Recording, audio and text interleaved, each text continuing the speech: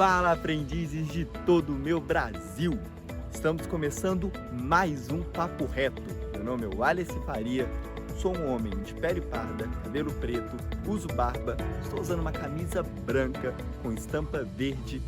Ao meu fundo aqui, o cenário da cidade histórica de Ouro Preto, em Minas Gerais. E esse Papo Reto que estamos começando aqui hoje é muito especial, pois é um Papo Reto presencial. Hoje faremos nosso Papo Reto na Casa de Cultura Negra em Ouro Preto, onde receberemos a liderança indígena Boruncrém, Danilo Campos. Vamos lá?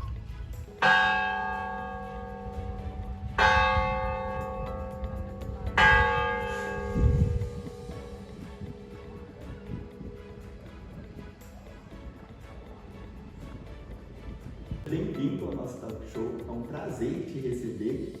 E no nosso primeiro quadro, nesse nosso primeiro momento, você pode se apresentar aos nossos aprendizes para esse nosso talk show Papo Reto.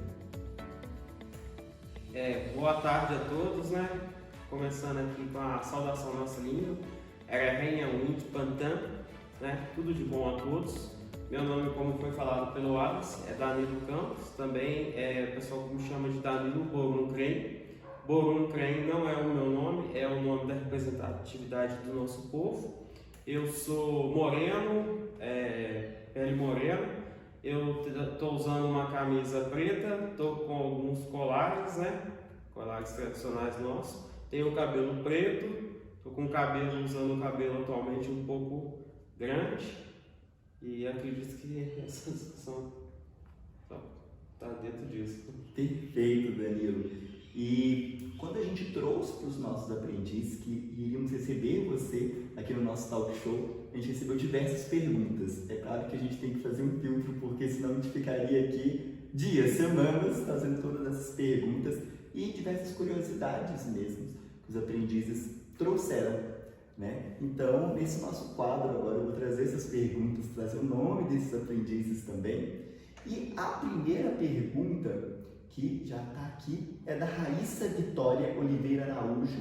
Ela é do estado de Minas Gerais e ela pergunta para você: quantos povos indígenas existem no Brasil atualmente? Você tem uma ideia desse número? São muitos povos? Raíssa, né? Raíssa, olá para você. Atualmente no Brasil existem mais de 300 povos, está girando em torno aí dos seus 310 povos, né? Está entre 305 e 310. Muitos dos povos que estavam sendo considerados extintos, muitos em processo de ressurgência, mas assim, atualmente nós podemos falar que nós temos mais de 300 povos indígenas no Brasil.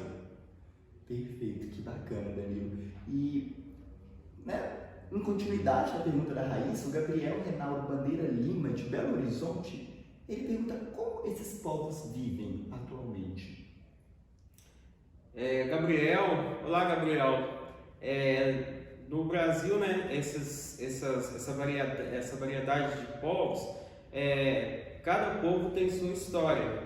No Brasil, a gente pode definir a organização social dos povos dentro dos grupos linguísticos.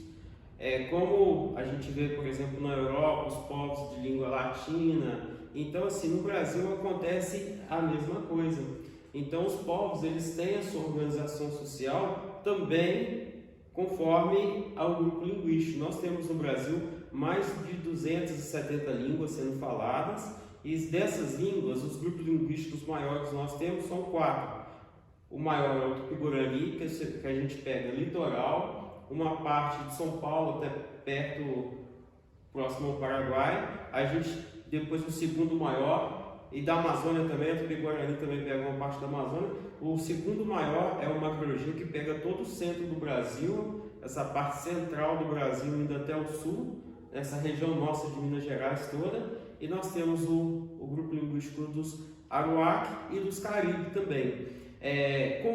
Com isso, nós, os povos indígenas, essa organização social tem a ver disso. Então nós aqui, por exemplo, somos do povo Macro-G. A organização social nossa é diferente dos povos Tupi-Guarani. Os povos Tupi-Guarani moram muitas pessoas em grandes casas, isso é muito comum a gente ver na Amazônia e os povos do litoral. Já o grupo os outros povos, né, que a gente também vê dos Caribe também, do Xingu, mas os povos do grupo Macro-G normalmente são povos nômades que ocupam uma grande extensão territorial, só que vários pequenos grupos familiares ocupando o terreno onde todas essas pessoas elas andavam e se encontravam. Então essa organização social ela está bem ligada à questão linguística, mas nenhum povo indígena, né, a gente pode colocar assim, é totalmente igual ao outro, né? Então assim, os povos, por isso a gente pode falar que alguns grupos têm essa semelhança.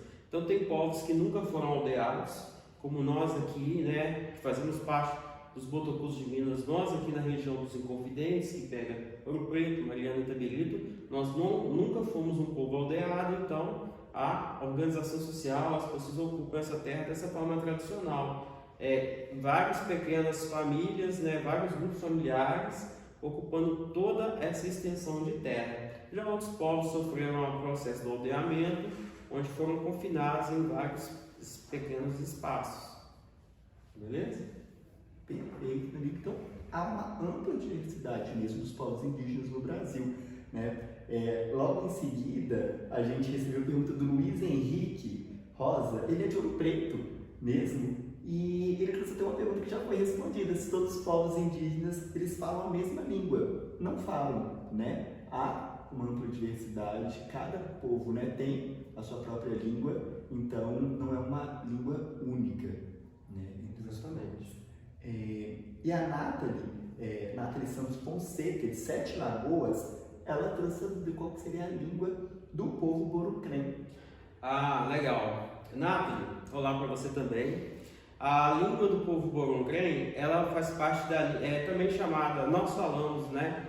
Nós denominamos a nossa língua como Itoc, mas ela também é conhecida como língua botocudo, né? Dos povos botocudos. Os Botocudos de Minas eram vários povos com uma mesma língua, uma mesma cultura, mas que ocupavam o estado de Minas em várias localidades. Então essa língua tem variações, né? Como se fossem alguns sotaques, alguma coisa conforme a localidade.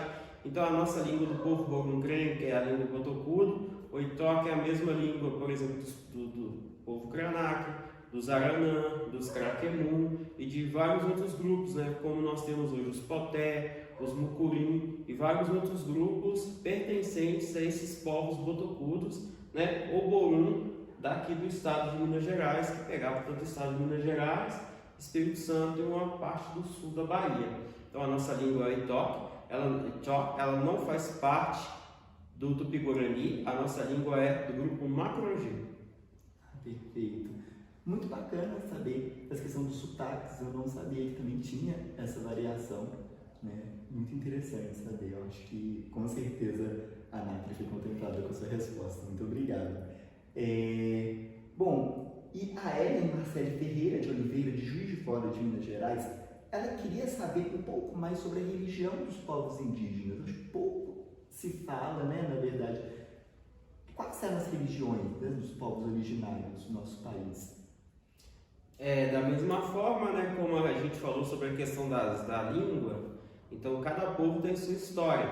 Então não tem como a gente falar que todos os povos indígenas creem e enxergam a espiritualidade de uma única forma. Então isso carrega também a identidade do povo. Então no passado, quando os europeus chegavam, eles falaram que muitos povos indígenas não tinham religião porque a ideia da espiritualidade estava bem ligada ao modo de vida. Então, basicamente, o que os povos indígenas têm de comum é que o seguinte, é que como se a natureza, as montanhas e os rios fossem organismos vivos. Então, no caso, o nosso povo tem como um Deus criador de todas as coisas, e aí, com isso, nós temos a natureza, a montanha, a floresta, os rios, como sendo os nossos ancestrais mais antigos, e o homem fazendo parte junto com a natureza. Então seria mais ou menos isso. Então tem povo que tem a fé, né, eles acreditam na questão de alguns chamam de encantados, outros acreditam em várias outras coisas. Então, assim, é complicado, a gente não tem como falar qual que era a religião, sim, qual que era a crença de todos os povos, porque é muito amplo e cada povo tem sua história e tem sua forma de enxergar o ambiente e as suas divindades e o seu sagrado. Entendi, perfeito. E algum desses rituais, essas celebrações, elas são feitas até os dias atuais? Olha, tem muitos povos que não, porque a maior parte dos povos indígenas, principalmente nós botocudos aqui de Minas, sofremos uma guerra de extermínio, onde muita coisa parou, né, de ser feita e teve a questão do sincretismo religioso. Então, algumas festas tradicionais elas entraram com a crença junto com o catolicismo, então bateram-se com algumas datas, mas tinham as festas que eram festas importantes, que seria, por exemplo, a chegada do período da chuva, né, o início da primavera. Esse seria um momento importante. E outra coisa também, em alguns povos como nós também, era a questão de alguns ritos, né? Por exemplo, nós aqui que era um povo de cultura de guerra, tinha essa questão, tinha esse momento que era um momento importante. Também tinha um exemplo disso, a gente pode ver dos povos, né, do povo Tupinambá, que é litoral, que tinha aquelas rituais antropofágicos, que isso fazia parte da crença. Então, assim, tem várias divindades, tem povo que acredita em várias situações, tem ritos de passagem. Então, cada povo ele tem a sua particularidade, né? Então, assim, é uma diversidade muito grande e cada povo com sua história, e isso vai trazendo ao longo do tempo. Entendi, que interessante, né? Eu tenho uma curiosidade assim, de conhecer e saber mais, mas pudesse ficaria falando aqui hoje o dia inteiro conhecendo, porque faz parte da nossa história. Exatamente. A Clara de Souza, de São Paulo, ela pergunta quais são as comidas típicas dos povos indígenas, né? Como você falou, também tem uma ampla variedade. Mas se você quiser contar um pouquinho também do povo Borungrém, quais são as comidas típicas, eu acho que é interessante trazer quais ainda estão presentes mesmo na culinária brasileira, na culinária aqui de Minas Gerais também. É bem interessante essa pergunta, né? Qual o nome dela mesmo? É a Clara de Souza. Clara de Souza, olá para você. Então, basicamente a comida brasileira, ela é basicamente uma comida indígena, porque o europeu, quando ele chegou aqui, o que eles traziam, né? A princípio não contemplava muito, né, como o trigo ele teve uma dificuldade para se sair bem na nossa terra, então ele aderiu, e isso ficou na culinária tradicional. Ele aderiu, por exemplo, a mandioca, as batatas, a caça, a pesca, moqueado, churrasco, várias bebidas tipo chás, né, guaranás. Então, assim, a comida basicamente tradicional indígena seria a carne, né, no passado a caça, né? A pesca, farinhas, né? Que vinham da mandioca e de várias batatas, como batata doce e várias outras batatas. As frutas nativas, né? Várias frutas, cada uma na sua época, como a gente pode ver, por exemplo, abacaxi, goiaba, várias dessas, tinha alguns palmitos também, e o mel. Então, basicamente, a cultura a alimentação dentro da cultura indígena era isso. Então, assim, a presença da carne e da caça bem marcante. Então, basicamente era isso mesmo. Basicamente, a comida tradicional do brasileiro, ela é bem baseada na comida indígena. Que legal saber disso, Danilo. Entre um dos registros que eu vi nas suas redes sociais, né, dentre os trabalhos que você realiza com a comunidade aqui de Ouro Preto e região, com as escolas, eu vi uma foto, foi uma foto que a gente até disponibilizou para os nossos amigos na plataforma, de um preparo de um peixe que você estava fazendo. Conta um pouquinho pra gente, eu fiquei bastante curioso, assim, eu achei bacana as imagens. Esse preparo era feito assim mesmo, os povos originários, e quais são os cuidados mesmo para esses preparos? E o churrasco que você trouxe é associado a esse preparo também? O churrasco, né, como a gente conhece, o churrasco brasileiro que a gente conhece, ele é de origem indígena. Então, assim, naquele momento em específico, existem várias formas, né, de preparo, mas aquele preparo específico, onde a gente assa o peixe enrolado na folha do caeté, né? O caeté é uma planta nativa, né? Parece uma bananeira, onde que foi enrolado o peixe, né? E ali ele foi assado no fogão de moquém que a gente construiu também, tudo no mato, fizemos o fogo e ele acendeu. Aquela folha, ela cozinha o peixe, então o peixe ele fica um assado e cozido, né? Uma coisa assim do tipo. Então ele conserva o líquido numa temperatura bem elevada, depende da forma, né? Se quiser ele mais seco, também fazer ele mais seco e tal. Mas ali a gente manteve ele mais a ideia do cozido na folha mesmo, né? Então ele cozinha na própria folha, aquela folha específica ela deixa com um sabor assim bem gostoso e depois daquilo pronto, ele já estava pronto para ser comido. Nossa, perfeito. Pela foto, assim, deu até água na boca. Ficou muito bonito o preparo mesmo. A gente vai até colocar nas imagens agora. Ficou bonito, muito talk show. Vocês não podem comer. Pois é. Quem sabe um dia, né, a gente faz um momento de receber os aprendizes. Exatamente. Vai ser ótimo. Bom, e o Luiz Felipe, de São Paulo, ele perguntou como funciona a educação nas tribos indígenas. Certo. Luiz Felipe, olá para você. Bem interessante a sua pergunta, né? Até é interessante a gente falar sobre essa questão de tribos, né? O conceito de tribos é usado mais para os povos lá da África. Hoje a gente tem usado mais o termo aqui no Brasil como povos e etnias, né? Pela questão da organização social. A educação, a gente pode ver ela em três formas hoje no Brasil. A nossa atualidade, nós temos hoje os povos aldeados, nós temos os povos ressurgentes e os povos em contexto urbano. Os povos aldeados, muitos desses povos, eles têm, dentro da sua comunidade, que tem terra demarcada, tem tudo aquilo, eles têm a sua escola, né? A escola daquilo. Os povos ressurgentes, a educação é feita da forma antiga, é passada de forma oral. As pessoas mais velhas vão passando para os mais novos e assim vai replicando. Dentro do contexto urbano, que é mais complicado, então assim, esses indígenas em contexto urbano já têm uma dificuldade muito maior, porque eles não têm tanto essa questão dos saberes tradicionais, por estar morando em grandes centros urbanos.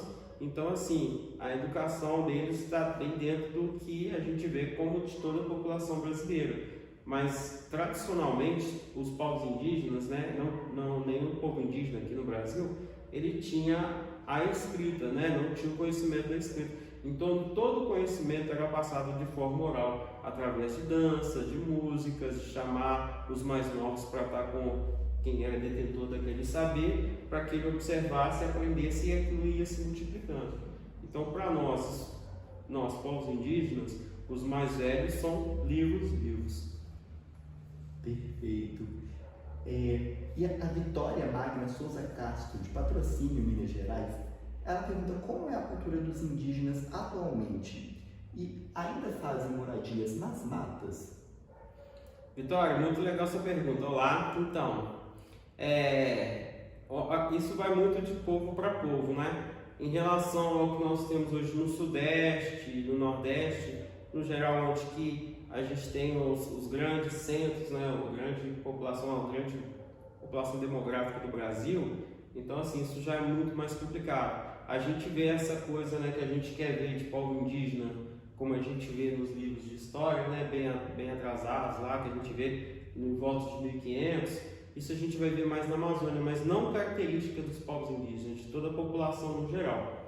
Indígenas e não indígenas vivendo em casas de palha, né? Não vou falar que é em relação à pobreza, não. É o estilo de vida conforme o ambiente.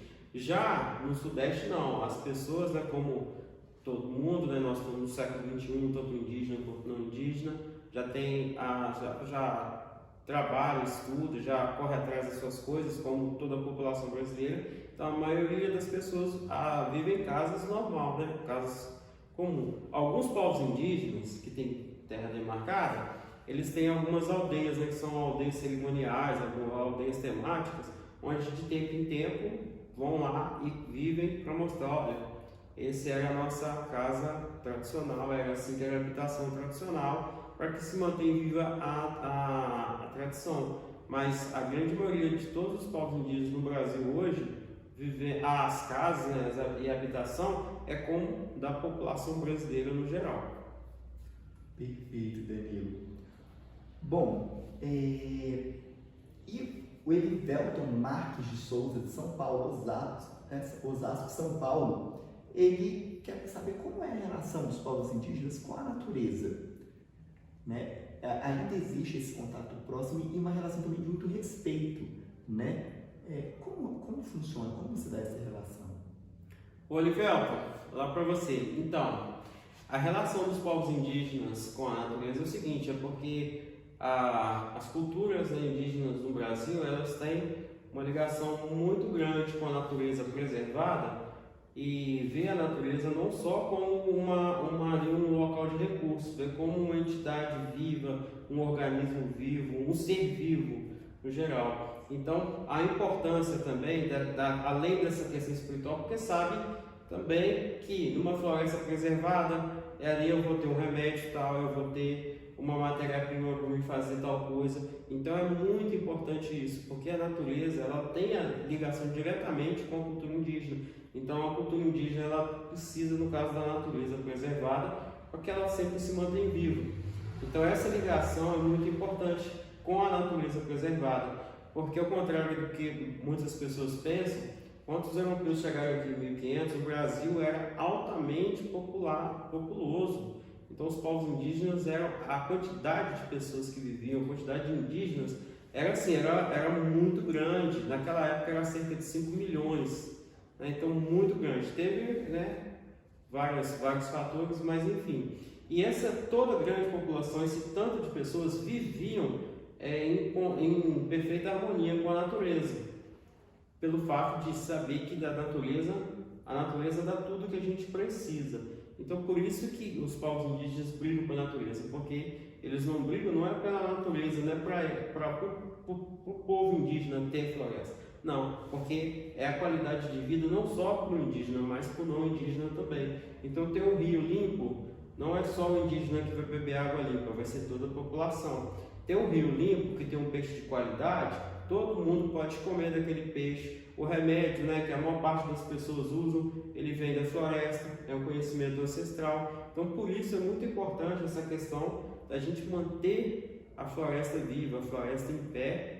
E a floresta também, ela é um jardim, né, é um jardim ancestral, porque muitas coisas dentro da floresta foram os nossos ancestrais que foram espalhando semente, foram plantando, e isso a floresta foi, né, se tornando, como a gente vê, por exemplo, a floresta de Araucária, que é uma floresta antropizada, né, que ela teve a ação do homem, e as próprias castanhas na Amazônia. Então, essa integração do homem com a natureza, né, dos povos indígenas com a natureza, tem essa importância. Muito bacana. E é uma ligação que a gente está precisando retomar.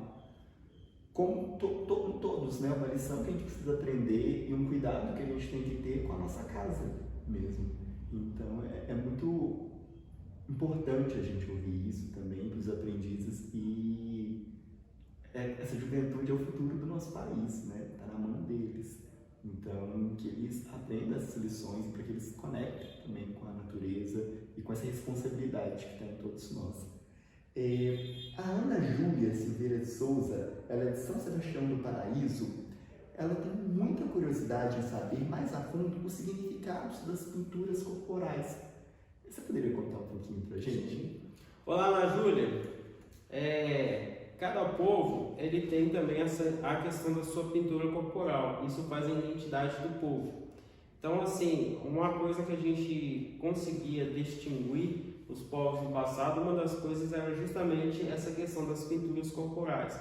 Cada povo tem o seu estilo de grafismo, como, né, a gente já tinha falado da questão dos povos Figurani, os povos do Xingu, Gês, né, dos grupos macro-Gês. Então, assim, esses desenhos, esses grafismos, eles têm variação de povo para povo. Tem povo que certas sequências, certos tipos de grafismo, eles têm uma representação que algumas pessoas usam, aquele outro grupo de pessoas não usam. Então, assim, é uma questão da identidade e tem a ver com a identidade com o sagrado daquele povo. Tem povo como o nosso que ele não tem muita... A pintura corporal não é uma pintura muito detalhada. Tem povo que a pintura já é bem detalhada. Então, isso vai de cada povo para cada povo. Tem também até a questão das cores, né? A maior parte dos povos indígenas tem o genipapo, como daquela tintura escura, né, preta, e então assim é uma tinta que demora até sair alguns dias da pele, mas ela é como base. No caso nós aqui a gente tem as cores, o preto, o vermelho, né, o preto a gente vem do genipapo, o vermelho do urucum e o branco, no caso do barro branco, da argila branca. Essas cores para nós aqui são as cores mais importantes. Eu acredito que dentro dos povos do Macro-G são essas as mais importantes, e as presenças do grafismo como o X, o círculo e as barrinhas e o zigue-zague estão dentro as formas mais importantes, principalmente para os povos dos grupos do grupo Macro-G. É perfeito, amigo. Tenho certeza que a Ana Júlia foi muito contemplada com essa resposta agora e com toda a curiosidade que ela tinha em relação às pinturas. Bom, e aí a Júlia Pastore, de São Paulo, também capital, ela perguntou como é ser um líder indígena e quais são os processos para se tornar o líder indígena. Júlia, né? Isso. Júlia, olá Júlia. Cada povo tem a sua, como que a gente fala, a sua forma, né? No caso do nosso povo Borunprem, no caso a pessoa que normalmente que toma a frente, então tanto o homem quanto a mulher, né? No passado geralmente eram essas as características, a pessoa que tinha mais pulso forte, que era o guerreiro, que enfrentava, essas pessoas normalmente se tornavam líder. Dentro da nossa cultura, não tem uma pessoa que é mais importante que a outra. No caso, dentro da história, aconteceu o seguinte, da nossa história aqui, eu assumi a liderança e assumi a frente das questões do povo. Então foi isso, eu comecei a movimentar, assumi a frente das coisas, as pessoas foram indo, foram acompanhando, e aí eu me tornei a liderança. Então assim, não foi ninguém que não teve uma votação, não teve nada, foi aqui em relação, foi a questão porque precisava de alguém para fazer. Mas tem povos também que fazem uma votação, tem liderança, tanto homem quanto mulher, e a mulher não tem um peso diferente do homem. Então assim, cada povo tem sua história. E liderança indígena, quem se torna liderança indígena é basicamente isso, é quem assume o papel daquele povo, que leva à frente, que corre atrás das coisas do povo. Então isso é o que faz uma liderança, que não desiste, está sempre correndo atrás, sempre buscando coisas melhores para o povo. Perfeito, essa resistência, né? Bom, e a Franciele Aparecida Felipe, profeta também de Ouro Preto, ela pergunta, em sua opinião, qual a maior dificuldade para os indígenas atualmente? Franciele, como eu falei no passado, aquela questão dos grupos, né? Ressurgência, contexto urbano e aldeados. A maior dificuldade hoje é as pessoas entenderem que os indígenas, tanto como os não indígenas, nós estamos vivendo no século XXI, onde as pessoas procuram o indígena de 500 anos atrás, o indígena lá do passado. E isso é a maior dificuldade, é quando você pega uma pessoa hoje que já tem origem indígena, vai falar, mas você trabalha, você tem celular, você tem um carro, você não é mais indígena não. Senão também tem a questão da miscigenação, porque isso não desqualifica ninguém. Mas você tem o seu parente que era negro, você tem o cabelo meio enroladinho, então você não é índio mais. Seu pai era branco ou alguma coisa do tipo, então você tem a pele clarinha, alguma coisa, não é índio mais. Então são essas questões, né? Procuram um índio lá de 1500 e ficam cobrando coisas como pureza de sangue. Por que as pessoas não falam a língua, mas as pessoas esquecem que as línguas indígenas eram proibidas até 85. Quem se declarava indígena ele não tinha direito, não podia ter terra e depois das 9 horas ainda podia ser preso se estivesse na rua. Então, por isso, grande parte das pessoas não se declaravam indígenas para elas não perderem os seus direitos. E uma coisa muito comum aqui na nossa região, né, principalmente de Ouro Preto, é a quantidade de indígenas que são indígenas e eles nem sabem que são indígenas. Porque a questão que a gente chama de apagamento histórico, as pessoas não se declaravam para elas não sofrerem, para elas não serem mortas, não serem perseguidas, e isso trouxe esse apagamento. Então a grande dificuldade hoje que a gente tem é falar assim que hoje existe um indígena, ele é um indígena do século XXI, como toda a população brasileira, mas nós temos a nossa história, e a nossa história nessa terra é muito mais antiga. E também essas questões, né, que o indígena não é através de condição, não é agora eu quero viver no mato, eu virei indígena. Não, indígena é questão de ancestralidade. Eu tenho a minha ancestralidade ligada ao povo que é dessa terra muito antes do europeu e do povo negro está vivendo nessa terra. Essa hoje é a nossa maior dificuldade aqui na nossa cidade, de ter esse alcance onde as pessoas possam se declarar e entender a ancestralidade. E hoje nós estamos aqui, né, na Casa da Cultura Negra, aberto a todas as pessoas, né, dessa região dos Inconfidentes, Tabelito, Ouro Preto e Mariano, que tem origem indígena, para vir, né, até a gente aqui, conversar e a gente possa também ajudar na questão do resgate cultural. Nossa, que incrível, né, Lírio? Quão importante conhecer a sua história, né? Conhecer suas origens. Acho que um país ele só consegue evoluir para frente se a gente entende a nossa identidade e valoriza a nossa real identidade também. Não só aquela que os livros de histórias contam, que em sua grande maioria foram escritos por homens brancos, né? Então é importante a gente ir atrás dessa história que deveria ser nossa, deveria ser algo que a gente já deveria nascer sabendo, crescer ouvindo as histórias dos nossos antepassados, e isso foi tomado da gente também. Então, muito bonito esse trabalho de resgate de vocês aqui. Super legal você fazer esse convite também dos aprendizes, né? A gente tem alguns territórios da Rede Cidadã aqui próximos, temos aqui o território de Ouro Preto, né? Que abrange a Universidade de Mariana, e o território de Tabirito. É legal, mesmo que esses jovens, que a juventude procure, né? Como eu falei, é a missão dessa juventude cuidar do futuro. Então, que eles busquem, e muito bacana o trabalho mesmo.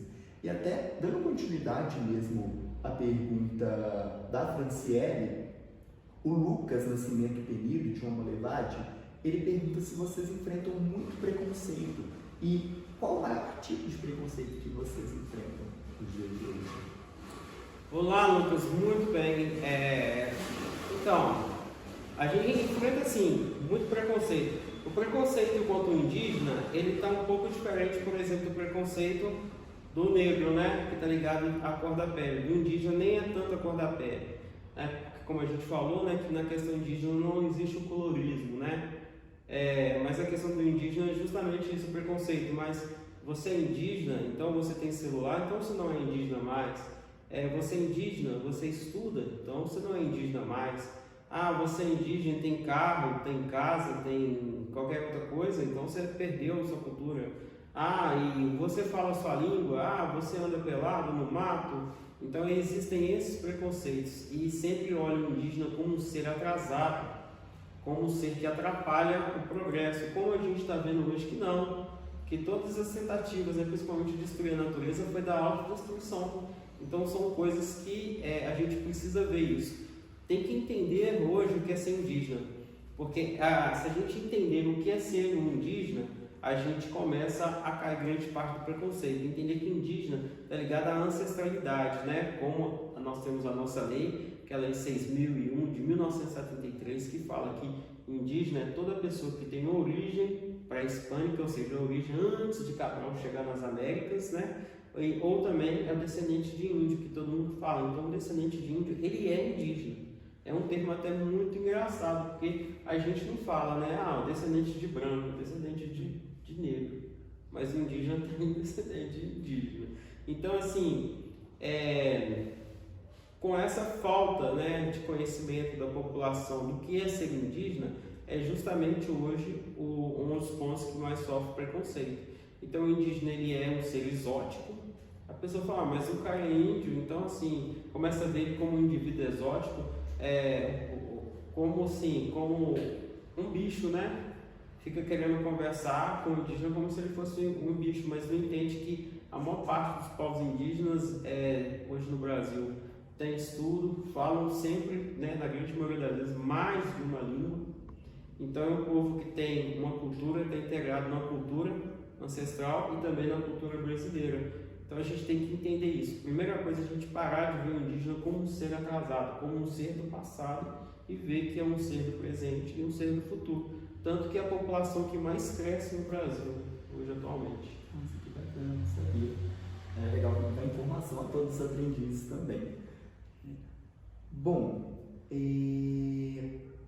a Débora dos Santos Araújo Andrade, de Ouro Branco, Minas Gerais, ela traz um pouquinho sobre isso. A tecnologia, ela pode ser uma aliada na preservação das tradições indígenas nos dias de hoje? Como funciona isso? Né? De certa forma que hoje mesmo a gente está levando, né, o conhecimento indígena para todos os aprendizes do Brasil, mesmo aqui da Rede Cidadã.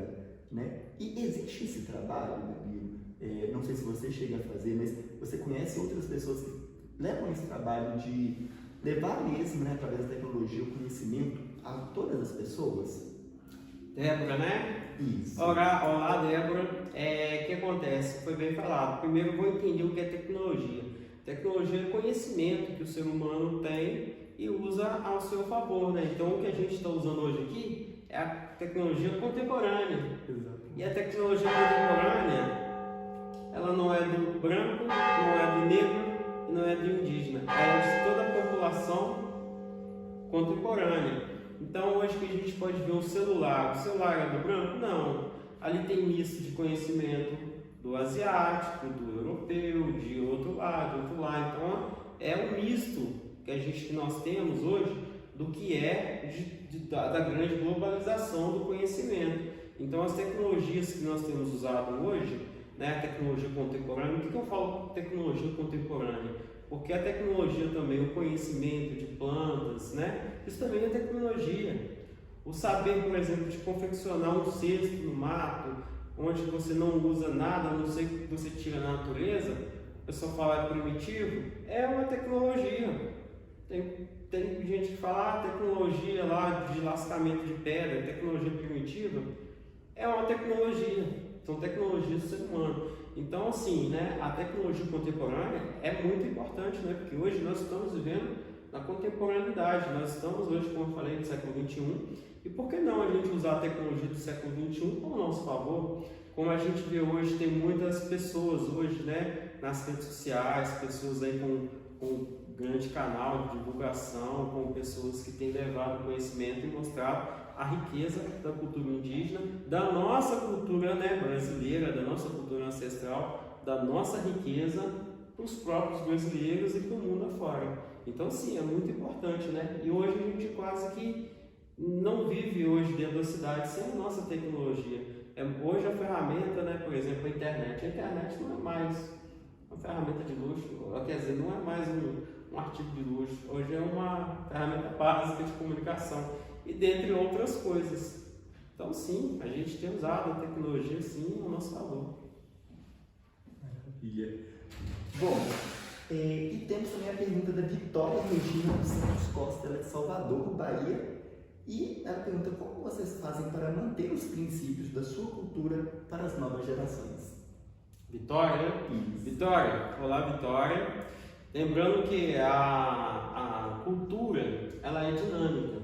Não existe uma cultura estática, né? Como a gente falou, né, da questão do europeu, do negro, do indígena, que as pessoas querem indígena em 1500. O europeu, ele chegou aqui no Brasil sem tomar banho, aos farrapos, usavam uma arma de fogo extremamente arcaica, né, que era um arcabuz. E os negros, quando chegaram aqui, chegaram na condição de cativos, mas tinham conhecimento todo, né, daquela conhecimento da África e tal. Então, assim, tudo evoluiu. E essa integração de coisas, né, isso trouxe acréscimos à cultura. Então, as culturas evoluíram. O contato do ser humano, né, que eu até brinco às vezes que o desconforto traz a evolução. Então, isso vai fazendo com que a cultura se renove. Ela a cada dia ela cresça. Então, assim, o pessoal fala, mas a cultura indígena está acabando. Não, a cultura indígena não está acabando. Ela está fazendo como toda cultura, ela está se renovando, ela está a cada dia mais trazendo coisas novas. Então, assim, a gente tem que entender o que é a cultura indígena, a nossa situação hoje do século XXI, que é diferente de 1500, e hoje a gente está indo sim, né, passando a cultura. Hoje a gente tem usado muito a tecnologia contemporânea, através da internet, para que se divulgue, se passe a cultura, mas é isso, né, a cultura ela é viva, ela se renova, ela se transforma a cada dia. Mas sim, né, a cultura indígena viva, está bem presente, principalmente na cultura brasileira. Então tá aí, a gente tem lutado para preservar e manter sim a cultura sempre viva, e ela se renova conforme ela tem que se renovar. Perfeito, Danilo. Bom, como eu tinha te dito, foram várias perguntas que nós recebemos dos nossos aprendizes. A gente disponibiliza um formulário dentro da nossa plataforma de aprendizagem. Mas dessa seleção, né, para esse momento, as perguntas finalizaram, mas sempre eu peço para os nossos convidados do nosso Talk Show Papo Reto para deixar uma mensagem final aos nossos aprendizes, a essa juventude. Nós temos aprendizes de diversas idades aqui na Rede Cidadã. E qual mensagem, Danilo, você deixa para essa geração, para a nossa juventude? Olha, a mensagem que eu queria deixar é o seguinte, né? A juventude é o futuro da nossa humanidade. Não adianta nada a gente ficar falando sobre coisas que a gente quer passar, né? Porque também nós não estamos velhos, nós talvez mais velhos que muitos que estão ouvindo, né? Mas assim, é que isso se renove, entendeu? Então assim, quem vai fazer isso ir para frente vai ser quem está vindo. No caso, vocês que estão vindo é que vão vir e vão ocupar os outros lugares que às vezes a gente está hoje, que vão tocar para frente. Então a responsabilidade de você de estar aprendendo, de estar sabendo hoje, de estar correndo atrás, ela é muito importante para que se mantenha vivo isso. É muito importante, né, saber da questão da cultura indígena, saber que nós pertencemos a um povo que resiste, um povo que tem força, um povo que corre atrás, um povo de garra, e isso é a nossa história. E saber que nós somos frutos de pessoas que deram certo, de pessoas que lutaram, que resistiram. Então nós somos o fruto das coisas que deram certo dos nossos ancestrais até hoje. E outra coisa, né, que eu gostaria de falar é o seguinte: a gente está aqui na Casa da Cultura Negra atualmente, a gente está nessa questão trabalhando com a ressurgência. A ressurgência é justamente isso, é mostrar que nossa cultura aqui está viva, que nós não somos um povo extinto, e todas as pessoas dessa região dos Inconfidentes que são de fato daqui, que têm origem indígena, vocês também fazem parte do povo Boruncriém, né, dessa região nossa. Então pode vir aqui, conversa com a gente, participa das atividades para que possam aprender a sua própria cultura, aprenda a sua história. Tem que vir aqui, vem cá, conversa com a gente, bate papo, estamos aqui de porta aberta para receber todo mundo, e é isso aí. Perfeito, muito obrigado, Danilo. Mas ainda não acabou, né? Eu fiquei sabendo que você trouxe para mostrar aos nossos aprendizes alguns costumes indígenas. O que você vai mostrar para a gente hoje, Danilo? Então a gente vai fazer o seguinte, como a gente falou, né? A cultura é viva. Não quer dizer que também as tecnologias do passado elas estão ultrapassadas. A gente vai mostrar hoje como que os nossos ancestrais acendiam fogo sem usar isqueiro. Como que faz isso? Será que a gente agora vai voltar a acender fogo dessa forma? Eu não sei. Mas é interessante a gente saber e valorizar a nossa história e a expertise que os nossos antepassados tinham. É isso que a gente vai fazer, vai acender o fogo sem usar isqueiro. Olha só, perfeito. Então, vamos lá? Bora? Fechou. Bom, pessoal, a gente vai partir para esse momento agora, onde eu vou trazer para vocês, mas aproveito para agradecer a presença do Danilo aqui hoje, por ter reservado o tempo dele, né, estar aqui conosco, né, para trazer conhecimento a todos vocês. Agradeço também a nossa equipe de direção, através da pessoa do Marcos, que faz a direção e edição dos nossos programas, a colaboração do Vitor aqui hoje também, e a coordenação pedagógica da Rede Cidadã, do Leonardo. Vamos lá agora conhecer um pouquinho desses costumes indígenas? Pessoal, a gente vai estar mostrando aqui, né, algumas formas de acender. Eu vou estar escolhendo aqui um método, né? Tinha esse que é um modo mais comum. Mas eu vou fazer hoje com esse aqui, olha. Vou usar esse aqui. Isso aqui é um algodãozinho, né? Só pra gente colher a nossa brasinha.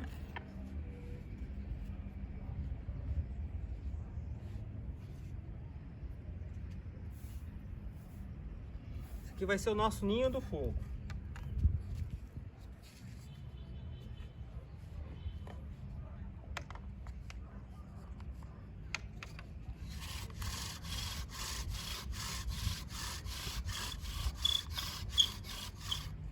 Vou ajeitar aqui um pouquinho.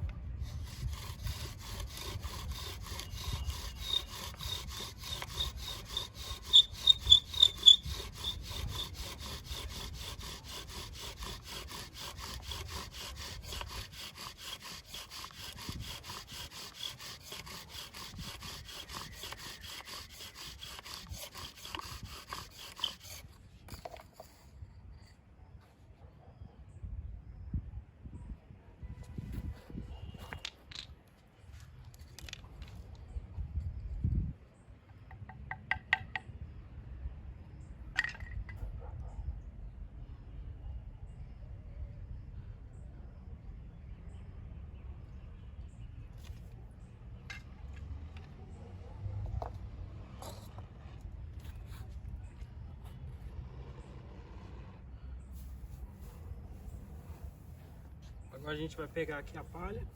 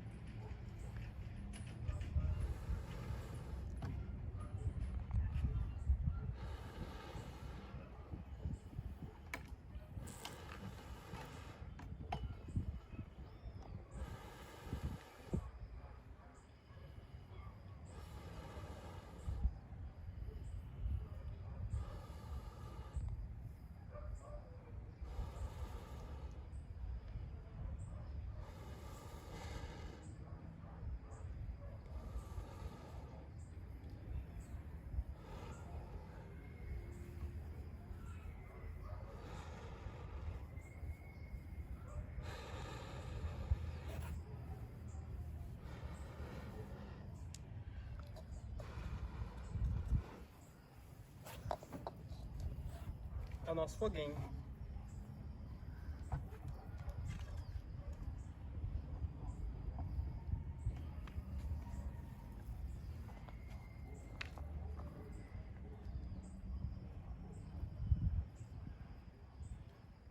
Prontinho, pessoal?